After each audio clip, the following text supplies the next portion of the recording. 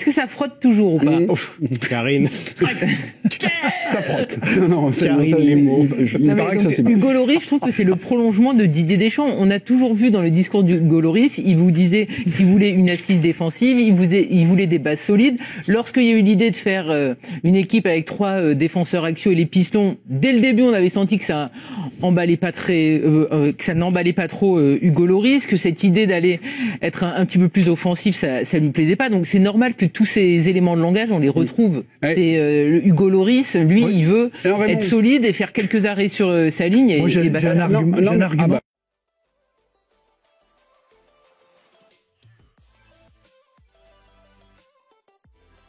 السلام عليكم الأصدقاء، أهلا وسهلا ومرحبا بكم في قناتكم مروكو فوريفر. نتمنىكم وكعادتنا أن تكونوا في أفضل أحوالكم وفي صحة جيدة. أصدقاء، فيديو جديد إن شاء الله غادي تشوفوا فيه التعليق ديال إعلام فرنسي بخصوص الفوز والانتصار ديال المنتخب الوطني المغربي على منتخب البرتغال في المقابلة اللي جرينا معه في ربع النهائي من هذه المنافسة العالمية. فالأصدقاء وكذلك غادي تشوفوا معنا فيه التعليق ديال إعلام التعليق ديالو بخصوص المقابلة والتوقعات ديالو بخصوص المقابله القادمه ان شاء الله اللي غادي نجريوها مع منتخب فرنسا، يعني في النصف النهائي يعني من هذه البطوله العالميه، من هذه الكاس العالميه. فالاصدقاء نخليكم تشاهدوا الفيديو ونتلاقاو ان شاء الله في النهايه. L'analyse d'Étienne ou l'analyse de Giovanni? Je pose la question sur la nature de cette question qui fait mettre en opposition En priorité sur la patte. Il y a pas de priorité dans ces moments-là. C'est un truc qui va ensemble. C'est l'entraîneur qui met C'est plus en Raymond place... Domenech, c'est Père Domenech. Non, mais qui choisit les joueurs et les joueurs qui doivent être performants. S'il les choisit, s'ils sont performants, c'est parce qu'il les a, c'est aussi parce qu'il les a choisis. Mais ils sont performants, c'est pas que je suis d'accord avec Étienne, c'est pas Didier qui joue à leur place. Mais arriver à créer un groupe, une unité, une manière de penser collective où c'est bien que Giroud le rappelle en disant ça leur rappelle la Belgique, parce qu'ils ont été obligés de défendre, ils se sont mis en place, ils ont essayé d'être organisés. D'ailleurs, ils ont été plus en danger que contre la Belgique. Ah oui. Les Anglais nous ont posé plus de problèmes. Mais c'est lié. Mais je peux pas départager sur cette question pour moi. Match nul. Je dirais match nul. Les deux sont essentiels. Okay. On peut pas dire que c'est plus simple. Tu t'en sors bien, bonhomme, t'avais fait hors sujet complet. Non, Étienne. Justement, j'ai convaincu le président. Les amis, je vous propose de faire entrer Jean-Marc et Karine, mais avec quelques citations d'acteurs, des joueurs. On vous a mis, alors, on vous a fait un petit montage comme ça en texte, et il y a toujours le mot-clé. Sauras-tu, chers téléspectateurs, deviner le mot-clé? Aurélien Tchouaméni, c'est le mental qui a fait la différence. Adrien Rabiot, on a passé grâce à notre capacité de résilience. Olivier Giroud, nous sommes allés chercher la qualification au mental, et puis Hugo Lloris, le mental a fait la différence. Il n'y en a pas beaucoup qui disent l'organisation tactique, hein, je sais pas si vous avez remarqué. Non, mais on dirait un discours de Didier. Bah oui. C'est bien dit, un discours de Deschamps tout craché, non? C'est du Deschamps sans le citer, ça, non? Hugo Lloris, c'est quand même le prolongement de Deschamps dans tout ce qu'il dit à chaque fois, et c'est pour ça aussi que c'est son capitaine. Il a toujours dit, moi je veux une base solide quand il jouait avec... Vous avez mal placé votre micro, Karine. Il y a un défaut, on vous voit, mais on vous entend mal. Avez-vous allumé votre micro? J'ai l'impression que oui. Non, c'est bon? Ok, d'accord, très bien. Ah, c'est mal placé par rapport à vos cheveux qui viennent frotter, votre... Moi, j'ai vu du bleu. J'ai vu du bleu. Il faut pas qu'on voit du bleu. Non, c'est bien, c'est bien. Le coupez pas, mais je crois que c'est le, voilà, ça va. C'est mieux. On va faire le réglage 5, 4, 3, 2, 1. Allez-y, parlez. Est-ce que ça frotte toujours ou pas? Karine.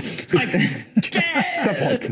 Non, c'est les mots. Il paraît que ça c'est bien. Hugo Lloris, je trouve que c'est le prolongement de Didier Deschamps. On a toujours vu dans le discours d'Hugo Lloris, il vous disait qu'il voulait une assise défensive, il voulait des bases solides. Lorsqu'il y a eu l'idée de faire une équipe avec 3 défenseurs axiaux et les pistons, dès le début, on avait senti que ça emballait pas que ça n'emballait pas trop Hugo Lloris, que cette idée d'aller être un petit peu plus offensif, ça lui plaisait pas. Donc c'est normal que tous ces éléments de langage, on les retrouve. Ouais. C'est Hugo Lloris, lui, il veut être solide et faire quelques arrêts sur sa ligne. Et, moi, j'ai un argument pour Giovanni.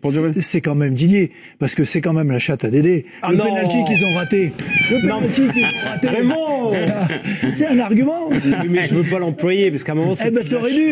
T'aurais dû, parce qu'il rate le penalty, ça fait 2-2, sinon. Raymond le pense, mais Raymond peut pas dire ça, donc Raymond vous fait le dire. Là, c'est du Raymond. Là, c'est du Raymond dans le texte. Tout craché. Oui, Karine. En fait, ce qui est dingue, c'est que, par exemple, il y a des sélectionneurs, et Raymond le sait, ou des entraîneurs, qui tentent des choses, marche pas et on leur en reparle 10 ans après. Par exemple, Laurent Blanc, en 2012, face à l'Espagne, qui est quand même la meilleure équipe du monde. Les deux latéraux, ben, ça ne marche pas parce que finalement, il y a une élimination et on lui ressort 10 ans après. Didier Deschamps, il fait quand même des choix qui peuvent paraître hasardeux. Tu pars avec deux latéraux en 2018 qui sont cuits, mais finalement, tes remplaçants, ils sont au rendez-vous. Ouais. Là, sur cette Coupe du Monde, quoi qu'il se passe, pour moi, le groupe, il est pas bien construit et au final, t'es déjà en demi-finale. Jules Koundé, c'est pas un arrière droit. Bon, il joue arrière droit, ça passe. Griezmann, c'est pas non plus un 8, mais ça passe. Enfin, t'as l'impression que Didier Deschamps, ses coups, même si tu te dis c'est peut-être un peu boiteux, ben, parce que c'est Didier Deschamps, il y a le facteur qui tourne en sa faveur et c'est Upamecano d'imaginer qu'il soit titulaire dans une Coupe du Monde vu ce qu'il avait fait, c'était difficile à imaginer, à croire. Enfin, il y a plein de choses comme ça. Raymond, si vous étiez un peu embêté pour arbitrer en disant bah oui, c'est un peu des joueurs, un peu de l'entraîneur, un peu des deux. Finalement, il y a une question cachée, on se demande, et Jean-Marc et Raymond, vous allez peut-être nous aider. C'est quoi le mode opératoire des Bleus? Hier, on était en débrief. J'aurais demandé, au fait, les gars, expliquez-moi comment ils ont gagné. Est-ce qu'il y avait, je vais vous citer, un fameux protocole de jeu. Est-ce que vous avez vu des trucs, sur l'équipe de France? La grande force de Didier Deschamps, et en plus que nous, on a parmi les meilleurs joueurs du monde, oui. Ça fait aucun doute. Et ça aussi, ça fait la différence, parce que, mais surtout la grande force de Didier, et c'est un ensemble de choses. C'est pas juste les joueurs ou juste Didier Deschamps. Mais c'est quoi un ensemble de choses. La grande force de Didier, c'est les ressources humaines, c'est le management. C'est qu'il est capable de créer une dynamique collective phénoménale, fantastique. Et c'est sa très grande force. Et sur l'organisation, on parle jamais. Pour ça. Alors ça, c'est autre chose. Sur l'organisation, c'est autre chose. Là, on n'en parle toujours pas. D'ailleurs, il y a toute personne qui a encore dit un mot sur ce qu'est véritablement l'organisation. Moi, j'ai l'impression, alors évidemment, c'est pas forcément loin de ce que peut préconiser Deschamps, mais moi, j'ai l'impression qu'hier, c'était les cadres. C'était Lloris, c'était Griezmann et c'était Giroud. C'est-à-dire les anciens, ceux qui ont pris le match en main à un moment donné, quand chez les jeunes, ça flottait, et ça flottait beaucoup, parce qu'on concède de pénalty, c'est-à-dire on se fait un peu manger au milieu. Voilà, on se fait manger, laisse-moi terminer, on se fait manger au milieu de terrain, et moi je me ferai pas manger pendant l'émission, Giovanni. Et donc forcément, les joueurs, ils ont quand même leur mot à dire là-dedans. C'est-à-dire, on dit toujours, évidemment, je veux dire qu'il a des qualités, évidemment qu'il sait gérer un groupe, Jean-Marc a raison. Mais les joueurs, ils sont là. Et les joueurs, ils savent aussi se prendre en main. Giovanni, vous ils sont là, ils sont présents mentalement. Parce que ce qui est très, très important, en premier au football, et certes, l'aspect technico-tactique, on a vu hier les Anglais excellents en deuxième mi-temps, mais ce qui est très, très important, la première des choses au football, c'est comment tu as une très, très forte dynamique collective. Comment les joueurs sont. D'ailleurs, c'est ce qu'on a vu pour le Maroc. Donc, quand ils disent le mental, c'est un mot valise, exactement. Quand eux, tous, ils disent sans exception le mental, c'est parce qu'il y a une très, très grande solidarité, une très grande force collective. C'est ça. On s'est accroché, on a lutté ensemble, on a fait les efforts pour se replacer. Oui, mais ça, c'est lié. Tout ça, c'est lié au mental. Ils ont fait pas pour presser, mais ils se sont replacés. Contrairement, pas tous. Il est revenu se mettre dans la zone. Il est revenu se mettre dans la zone. D'habitude, il traîne, il reste là-bas, il joue la carotte un peu plus loin. Là, il est revenu juste se positionner. Mais sur le match d'hier, moi, autant je suis assez d'accord sur le démarrage de la compétition. Par exemple, Upamecano, donc finalement, il a choisi que ce serait lui son défenseur central. Il l'a mis en confiance. Il a réussi à en faire quelqu'un qui allait peser sur cette Coupe du Monde. Mais dans le match d'hier, moi, j'ai vu surtout les grognards qui ont pris le match en main. Et parce qu'il y avait le feu à la boutique. C'est les siens, Étienne. Oui, mais c'est là aussi. Non, mais moi, je veux bien que tu fasses des trucs. Loris, il est recordman de sélection, mais donc quand il enfile ses gants et son maillot, il va demander à Didier Deschamps s'il les a pas mis à l'envers. Non, il faut être un peu sérieux. Tu prends 15 minutes de parole pour dire que c'est les joueurs qui sont sur le terrain et pas Deschamps. On a compris que c'était les joueurs qui jouaient. Maintenant, si tu prends les trois mecs que tu cites, Olivier Giroud, il y a un débat pendant un an. Il y a un problème psychologique avec Giroud sur est-ce qu'il sera à la Coupe du Monde ou non. Qui c'est qui le remet dans cette équipe? Qui c'est qui parle avec lui? Qui c'est qui s'explique? Qui c'est qui le remet en condition pour qu'Olivier Giroud soit bien dans cette équipe? Qui c'est qui le dézingue après l'Euro? Mais il y a eu des erreurs. Mais quoi qu'on qui c'est qui ne voulait pas le prendre? Donc s'il y avait Benzema et Mbappé, puisque tous les suiveurs de l'équipe de France nous expliquaient ça, c'était Deschamps, c'était impossible qu'il revienne, etc. Donc j'ai l'impression que Giroud, il est revenu parce qu'il est Giroud et pas parce que c'est Deschamps qui est sélectionneur. Aussi le sélectionneur a son mot à dire et qu'il y a une relation entre les deux et qu'il a su changer son logiciel parce qu'il s'est rendu compte qu'il avait besoin de Giroud. Griezmann, je suis désolé, il a eu des trous d'air mais terrible avec l'Atlético de Madrid. Il y avait des garçons qui poussaient. C'est quand même ça. C'est toujours resté une pièce essentielle. Deschamps l'a toujours soutenu. Bah voilà. Mais donc je suis désolé. S'il y a un moment dans un match où t'es en dessous de tout, que ta qualité première, et c'est le trait commun de l'ère des champs, c'est une équipe qui subit mais qui s'accroche mentalement parce que c'est un manager hors pair, et que les 3-4 qui ressortent, c'est 3 mecs qui ont compté dans ton mandat de 10 années, c'est pas un hasard, et donc ça veut dire que c'est quand même le facteur X de cette équipe, c'est Deschamps. Donc c'est au mental que les Français se sont imposés, au mental un mot, on va dire, on peut mettre tout et n'importe quoi tant que ça gagne. Didier Deschamps, dans sa conférence de presse d'après-match, il dit ceci, et il revient sur le mental aussi, La qualité suffit pas, il y a aussi le mental, et l'expérience qui permet de gérer les jeunes joueurs. Ça a fait basculer le match en notre faveur, a permis de résister jusqu'au bout. Moi, je me suis mis à la tête du sélectionneur adverse. Donc, l'équipe de France, elle a pas un mode opératoire, un protocole de jeu, un truc comme ça, identifiable. Ça va être super chiant, non, d'affronter l'équipe de France. En disant, tiens, un jour, ça peut péter, on peut se prendre un but par lui. Enfin, j'ai l'impression que cette équipe de France, elle a un style hybride. D'un match à l'autre, il y a une force qui émerge, un petit truc. Limite, je pense que les Anglais, ils l'avaient bien préparé. Parce que tout le travail qu'ils ont fait sur notre côté gauche, les combinaisons, les jeux à 2, à 3 sur les côtés, ils l'avaient vu et ils avaient fonctionné là-dessus. Ouais, mais après, on peut pas lutter contre une frappe de 35 mètres en plein milieu. On peut pas lutter contre un centre extraordinaire de Griezmann sur ce que disait Jean-Marc. La différence, c'est que on peut construire contre une équipe en se disant voilà, ils jouent comme ça, on s'organise, mais en face il y a du talent. C'est comme quand jouait le Brésil et qu'il y avait Ronaldo, si on pouvait faire ce qu'on voulait, et à un moment il allait partir et il allait mettre une pointe et il allait marquer. Il y a des moments où toute l'organisation, tout le mental qu'on veut, tout ce qu'on a préparé, par un joueur de talent, mais sauf que Raymond, tu vois, je suis désolé, les Anglais, il y avait des grands joueurs. Mais le moment charnière du match, il y a ce penalty d'Harry Kane. Là, c'est la tête qui flanche. Parce qu'Harry Kane, il en a mis je sais pas combien des penalty. Mais oui, c'est le mental. C'est Deschamps. Non, si Harry Kane rate son penalty, c'est Deschamps. Etienne, j'ai pas dit ça non plus.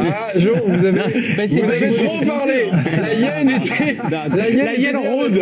À force de faire 800 émissions par an, un peu moins quand même.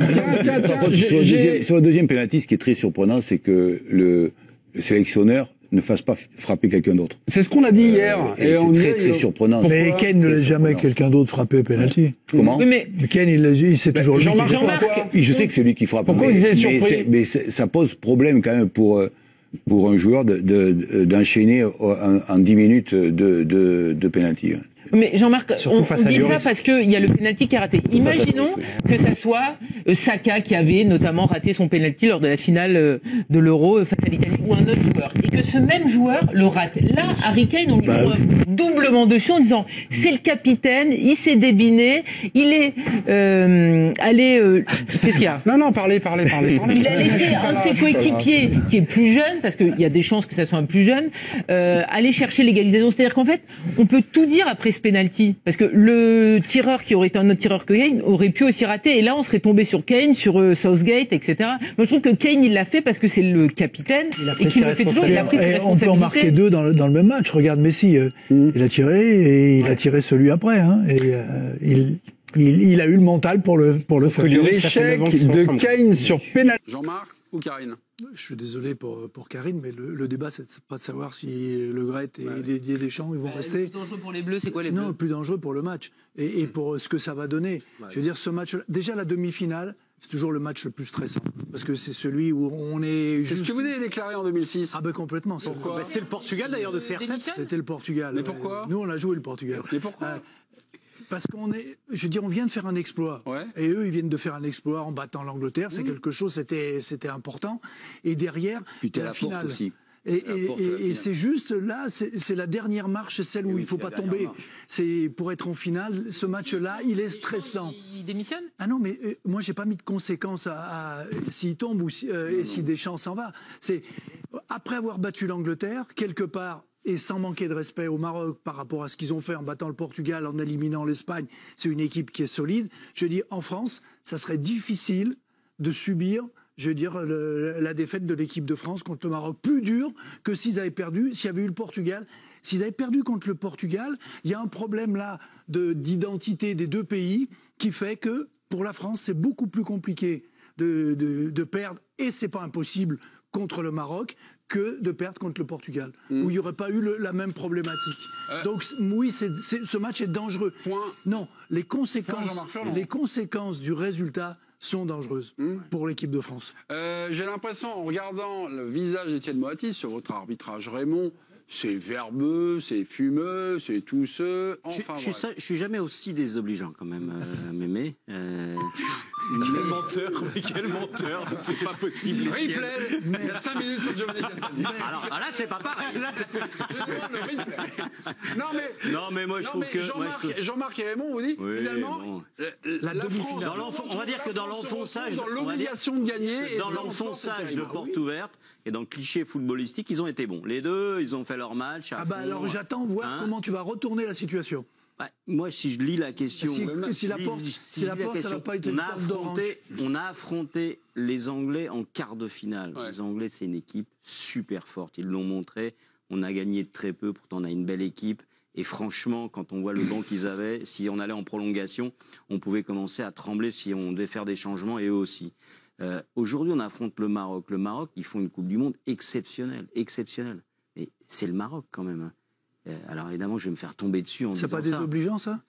Non, mais c'est le Maroc, c'est une équipe, on va dire, intrinsèquement moins forte que n'est le Brésil, c'est pour ça éventuellement l'Espagne, le Portugal. Non, mais si on parle de danger sportif, c'est-à-dire, est-ce qu'on a plus ou moins de chances, si on reste sur ce terrain-là, de se qualifier contre le Maroc que contre le Brésil ou contre le Portugal avec l'équipe qu'ils ont, le banc qu'ils ont? Moi, même si on va dire ah là là, je suis méprisant, c'est pas du tout le cas.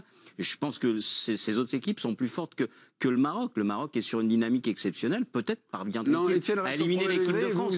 Mais au premier degré, je trouve que pour la France, les conséquences si tu perds contre le Maroc, il y aura rien. Il y aura pas un 7e sélectionneur qui va sauter. Et là, Deschamps, il sera toujours là. Pas aussi sûr que ça. Non, mais sauf que